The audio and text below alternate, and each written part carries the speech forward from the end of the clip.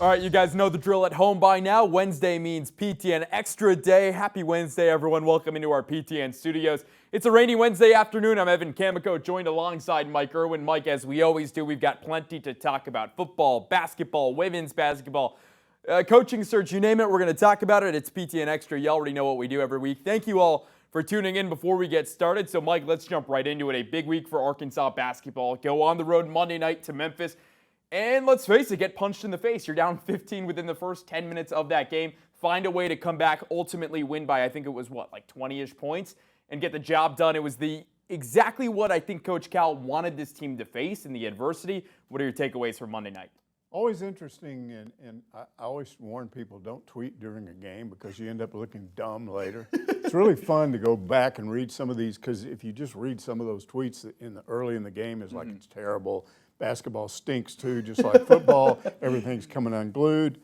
I think it was exactly what he wanted, because I think he wanted these guys to face some adversity. I wouldn't be surprised if he even talked to Penny Hardaway, because they went around, visited some places. He might have told him, hey, come out, get your guys pumped up. Come out and kick us in the mouth and see what we do.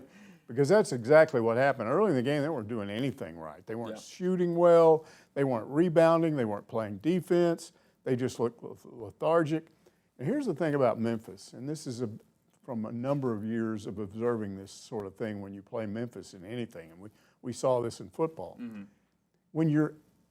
If you're Memphis and then you're in that area in Arkansas between West Memphis and Little Rock, that's a big rivalry. That's a we don't like you, yeah, well, we don't like you even more. Yeah. When you filter it and come on up here, you lose a lot of that. I don't get the sense walking around talking to people in Northwest Arkansas, they give a flip about Memphis. I don't think they even think about them. Yeah. But when you get down, especially moving west toward Memphis or east toward Memphis, I think then you get that. And you saw, I think, a lot of fired up players on their team. Hey, we're going to get these guys. I think they ran out of gas a little bit because they were just going bananas. They were doing everything right, bombing threes, dunking the ball, stealing, making Arkansas look bad. But, those two freshmen, Malik Thomas and Darius Acuff, they're the ones that broke them out of the slump. Isn't that interesting that it takes two guys like that? I don't know what that says.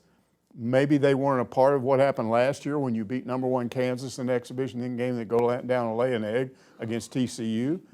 But they weren't having any of that. Yeah. And so they kind of rallied by halftime, but then Arkansas finished off looking kind of sluggish, right? So Memphis still had the lead. And then the second half, it was just all Arkansas. So I think, Cal got what he wanted. He showed these guys what will happen to them if they don't come out focused. Everybody's not playing together. There were some interesting things beyond that. I liked what Malik Ewan did because remember, he had just 5 points in that first game and looked kind of out of sorts. In this game, he had 15, but even the announcers were talking about, wow, here's a big that kind of distributes the ball like a point guard. Because what he does sometimes is he's got his guy on him and he's under the bat, and then he just goes out and brings the guy with him, and then that allows somebody else like a Carter Knox to go inside, and then boom, there's the ball, and it's a layup. So he's going to be very valuable. Pringle is still his second straight game he's got into foul trouble and didn't do much in that game. But I think you can see that when he's playing and he's not fouling, he looks pretty good. So I thought that was okay. Billy Richmond, 13 points. Carter Knox, 10 points. That's 23 points from the wings that we call them. So overall, I thought it was a really good effort. It's gotten some attention. There's some people, I've read some national basketball beat people that are saying, maybe we have to reevaluate Arkansas. Maybe they're in the top 2 or 3 in the SEC, not 4th or 5th. And it'll be interesting to see how quickly they move up in the polls from 14th. Yeah, and I think it's always tough to tell, right, like how good a team is from these exhibitions. You look at a team like Memphis, I mean, they didn't return a single player from last year. It's a completely brand new team. You had Aaron Bradshaw is probably the big name on that team, who played at Kentucky the year before. So I thought it was fascinating. I think your point on the crowd was really awesome because you saw kind of in the middle of it, Memphis goes on that early run.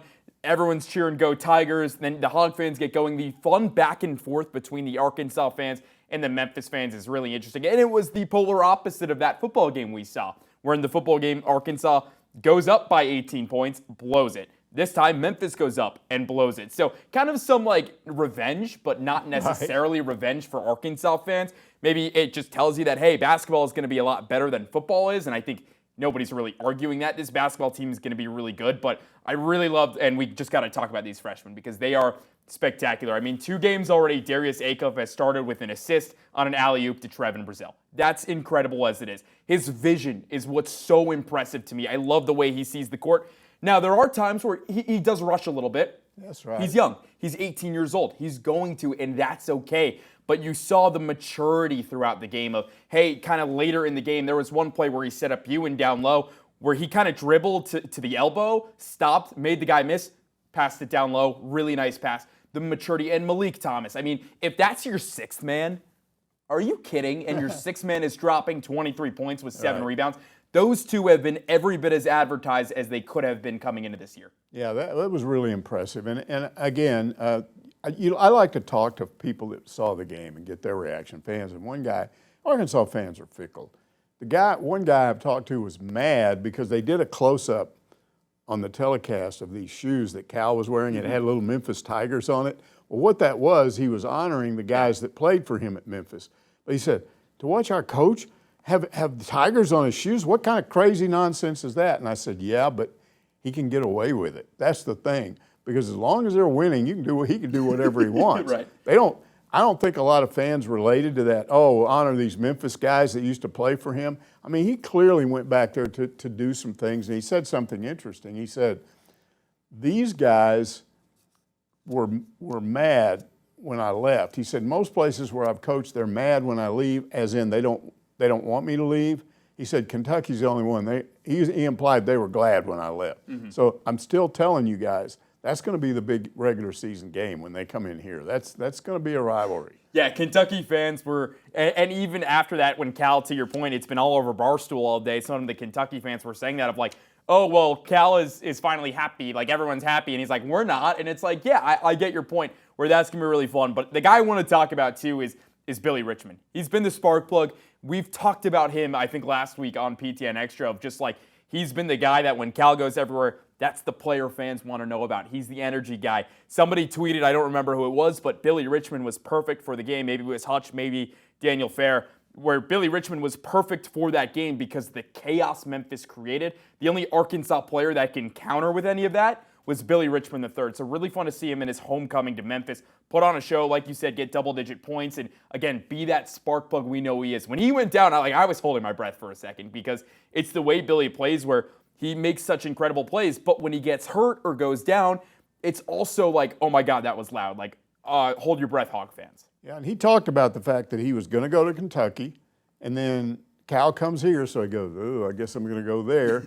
And he wasn't sure, and then he got here and he said, wow, what a surprise, And we hear that all the time. Players don't know anything about Northwest Arkansas, and they get in here and they like it. And he's really, based on what he said, he's really glad that he made that decision. Mm-hmm.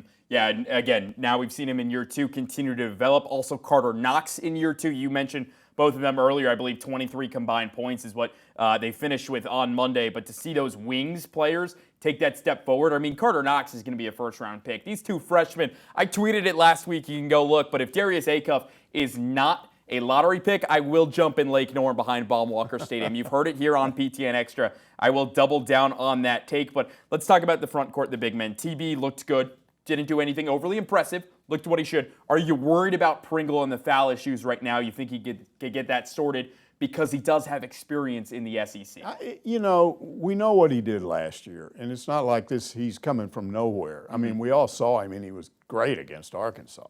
So I think he's just had a couple of untypical games for him because I think he's probably more well-rounded than you, and I think he can score, and I think he can play good defense. He's just got to not get himself in foul trouble. Yeah, and I think that'll come over time. Again, you can say the whistle was definitely blowing a lot on Monday night. I think there was like 50-some fouls in that game, which it was an aggressive game. You got to let them call it fair, and definitely I thought the refs did a good job. Maybe not as good as the broadcasters were saying of a job, but a good job of keeping things orderly. It is a scrimmage. You don't want anyone to get hurt. Yeah, I know you want to cut in right now. Well, it was a frustrating game for me to watch, and I'm not typical maybe, but a lot of people responded when I put something up on X about it. Look, I don't like jabbering. Look, if you're listening to a game on the radio, the play-by-play guy and the color, they have to take you there. You can't see it. They have to create it in your mind, and I understand that. I just run into so many of these TV announcers that don't seem to understand. We can see the game. You don't have to jabber all the time because it starts interfering with what you're trying. And they were acting like, oh, this is just an exhibition game. Let's just talk nonstop about stuff that we're not even looking at during the game, including, again, some people love this. I can't stand it where you put coaches and mic them up while they're watching the game. Because I'm thinking, I want you to coach the game. I don't want you to be talking to these two yo-yos on the air. And if you do it quickly and briefly, but they always want to drag it out. So I just got mad and turned the sound down. I was a lot happier after I did that. I bet. That makes sense. So we've watched some games in this room. I've seen you at times turn the TV volume off when the announcers are being the announcers. But anyway, let's wrap up. Obviously, the men now look ahead. Preseason's over. It's time for the real thing. They'll take on Southern on Monday night. What do you like about the matchup? What are you most excited to see in the regular season? Again, it was interesting to me that Cal went to that 8-man rotation. We didn't see any Isaiah Sealy. I think we'll probably see Sealy Monday night against Southern. Obviously not as good as Memphis, but what are your expectations for Monday night in the season opener? Well, you just want to see him play well. Honestly, you know what I'm looking at more than anything? Are we going to have this typical Arkansas crowd where they go, come on, we don't know who these people are that they're playing. I'm not going to go out. I'll just watch it on TV. I'm not going to get the traffic. I want to see a good crowd. You got this Hall of Fame coach. Stop doing that. You got tickets, go to the game. And if you don't have tickets, or you're not going to the game but you have tickets, give it to a friend. Make sure that somebody's in those seats. Because I saw too many games last year where it was 7,000, 8,000, and that's pitiful. That gives a bad image of Arkansas when you do that. I promise you, if you want to compare yourself to Kentucky, every game they play, that place is full. So come on. If you want to be a basketball school, be a basketball school. Couldn't have said it any better myself, Mike Irwin, spitting facts right there. Well, we're going to take a quick break. When we come back, we're going to the gridiron. We got plenty of football to talk. Mississippi State in town this weekend. We'll be right back on PTN Extra after this message from our sponsors.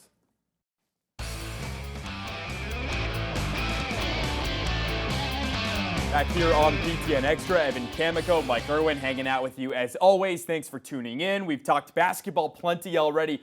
Let's talk some football. Mike, it's an interesting moment for this week in college football, especially in the SEC. You've got 4 teams who are going to all face off against each other.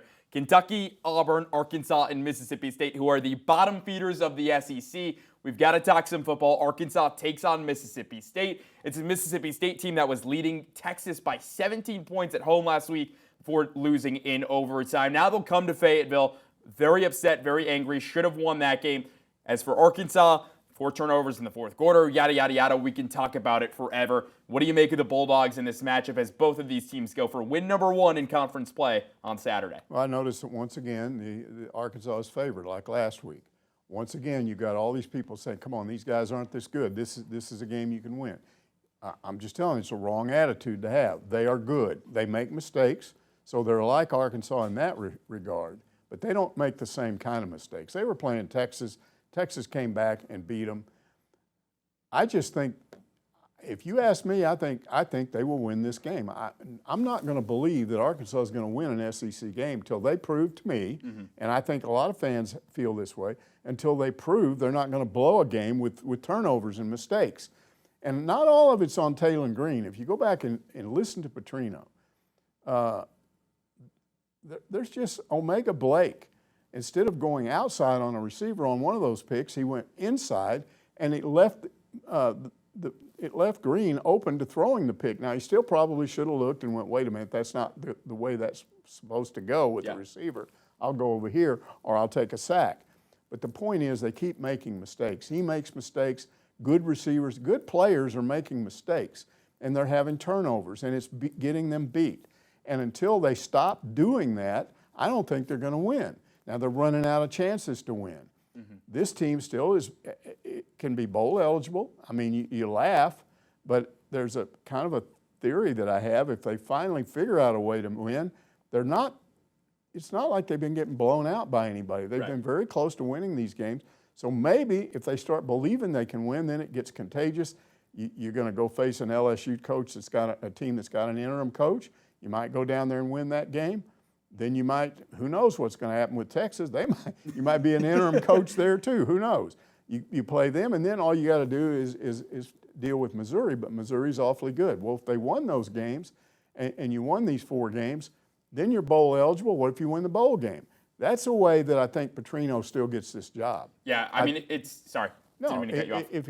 if they don't, I think then you start to have questions about whether somebody else is going to get this job. It's a daunting task to finish this regular season 4-0, but the reality of the situation is they're all of the talent in the world on this Arkansas team to do so, because you're not facing an Alabama, a Vanderbilt, you are facing Mizzou, a Georgia, an Ole Miss again. You're not facing that top tier of the SEC who's going to go to the college football playoff. You're facing, like you've already mentioned, those 3 teams and a Missouri team who doesn't even have their starting quarterback. Now their backup quarterback's back, and they're on to a redshirt freshman who's coming in to try to, or a freshman, or a true freshman, to win some of these games. So the opportunity, I think, for this Arkansas team is there. But the question is, can they do it? Look, they went to Starkville last year and throttled this Mississippi State team, 58-25. It's the same quarterback. Blake Shapen comes back. But when you look at the rushing game, Devon Booth, 470 yards, top 10 in the SEC. Fluff Bothwell, that is his name. It is Fluff. I'm sure that is a nickname.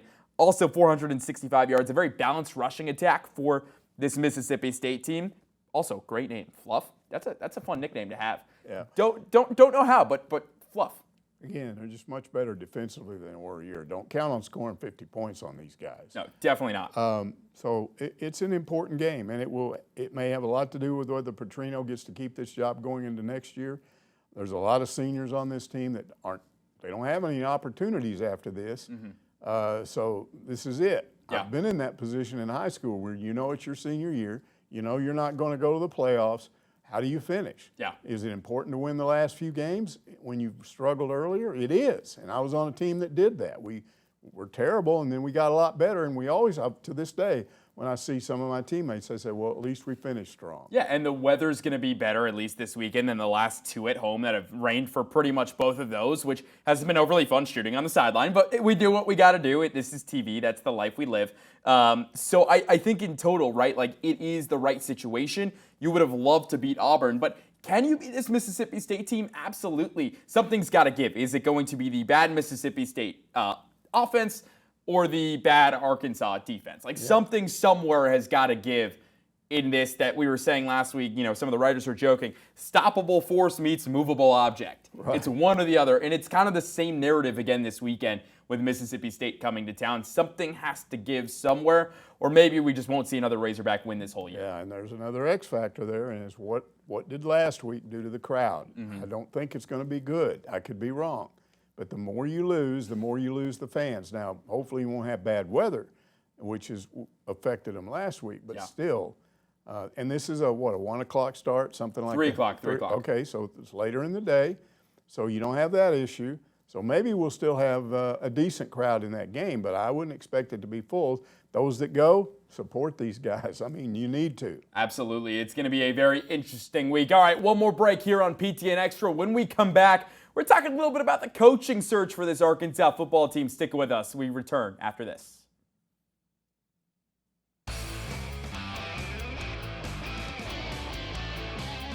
Back here to wrap up shop on PTN Extra on this Wednesday. Mike Irwin, Evan Kamiko with you. Mike, we said that no other coaches would get fired this year. We were completely wrong. We didn't actually say that, but I had to intro this somehow. The coaching search continues to ramp up. Brian Kelly let go at LSU. So he is out. We know James Franklin is out.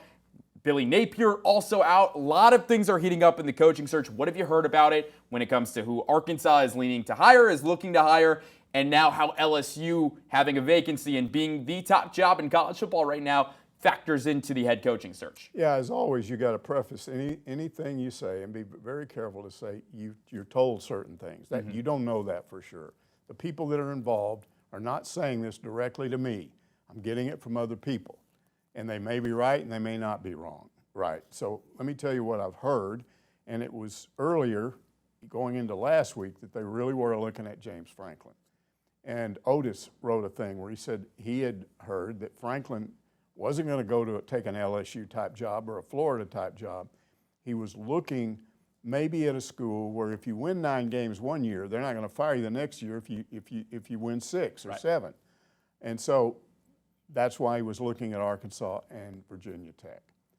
And I think Arkansas felt like they had a shot at him. I'm told that they met with him, and here's the issue. Virginia Tech supposedly made a humongous offer that Arkansas didn't expect. I mean, it's way beyond, in my opinion, what he's worth. But that shows you what's going on right now. I think athletic departments and boosters are going crazy right now. You're going to hire a guy that just got fired from another school because he was having a bad year, and you're going to offer him $10 million a year, and you're going to give him a $40 million NIL guarantee. Yeah, that's out of bounds and I don't think Arkansas has that kind of money. So I'd be surprised if he's it now. So where else are you going to look? Well, that's still, if you're looking at the other candidates, there are so many things that could still open up. Yeah. I mean, at one time I talked about, I thought Dan Mullen was somebody that wanted this job. Now word is he doesn't want it, and something happened between him and when he met with some Arkansas people. Could they come back and attract him? I think only if he doesn't have other options. He could go to one of these jobs. So I'm still back to where what I've said for a couple of 3 weeks now, which is Petrino, regardless of what happens, may end up being your choice because it's either him or you go hire a coordinator or somewhere, and I don't think they want to do that. When you put Arkansas kind of on the comparison board to these other schools, how does the University of Arkansas have to change maybe the mentality, change what they're doing to compete with a Penn State, LSU, Florida, who are clearly the top 3 jobs in the market right now? Well, you have to hire the right person, first of all, but then you've got to provide support.